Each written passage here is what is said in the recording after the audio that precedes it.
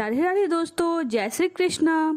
तो आज की इस वीडियो में हम लोग आंवला नवमी व्रत की कथा को सुनेंगे। तो चलिए कथा को सुनते हैं। एक राजा था, उसका प्रण था, वह रोज 1.25 मन आंवले दान करके ही खाना खाता था। इससे उसका नाम आंवल्या राजा पड़ गया। एक दिन उसके बेटे बहू ने सोचा कि राजा इतने सारे आंवले रोजाना दान करते हैं, इस प्रकार तो एक दिन सारा खजाना खाली हो जाएगा। इसलिए बेटे ने राजा से कहा कि उसे इस तरह दान करना बंद कर देना चाहिए। बेटे की बात सुनकर राजा को बहुत दुख हुआ और राजा रानी महल छोड़कर बियाबन जंगल में जाकर बैठ गए। राजा रानी आंवला दान नहीं कर पाए और प्रण के कारण कुछ खाया नहीं। जब भूखे प्यासे 7 दिन हो गए तब भगवान ने सोचा कि यदि मैंने इसका प्रण नहीं रखा और इसका सत नहीं रखा तो इसका विश्वास चला जाएगा। इसलिए भगवान ने जंगल में ही महल, राज्य और बाग बगीचे सब बना दिए और ढेरों आंवले के पेड़ लगा दिए। सुबह राजा रानी उठे तो देखा कि जंगल में उनके राज्य से भी दुगना राज्य बसा हुआ है।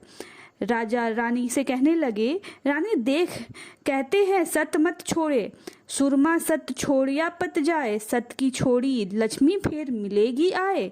आओ नहा धोकर आंवले दान करे और भोजन करे।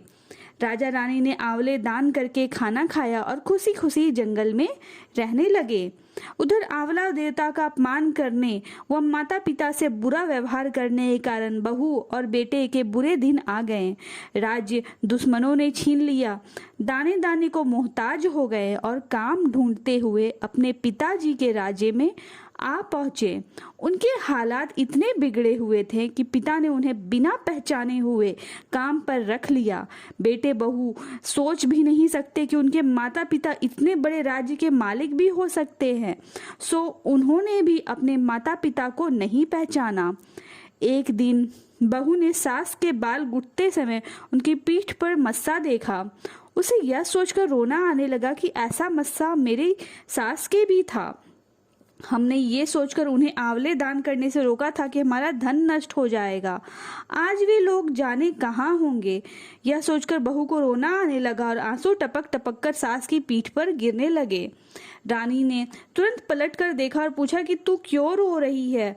उसने बताया कि आपकी पीठ जैसा मस्सा मेरी सास की पीठ पर भी था। हमने उन्हें आंवले दान करने से मना कर दिया था, इसलिए वे घर छोड़कर कहीं चले गए। तब रानी ने उन्हें पहचान लिया, सारा हाल पूछा और अपना हाल बताया।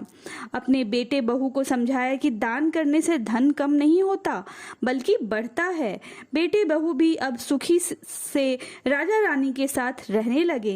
हे भगवान, जैसा राजा रानी का सत रखा वैसा सबका सत रखना, कहते सुनते सारे परिवार को सुख रखना। इस तरह से यह कथा समाप्त होती है। अगर आपको मेरा वीडियो अच्छा लगा तो मेरे चैनल को सब्सक्राइब, लाइक और शेयर जरूर से कर दीजिएगा।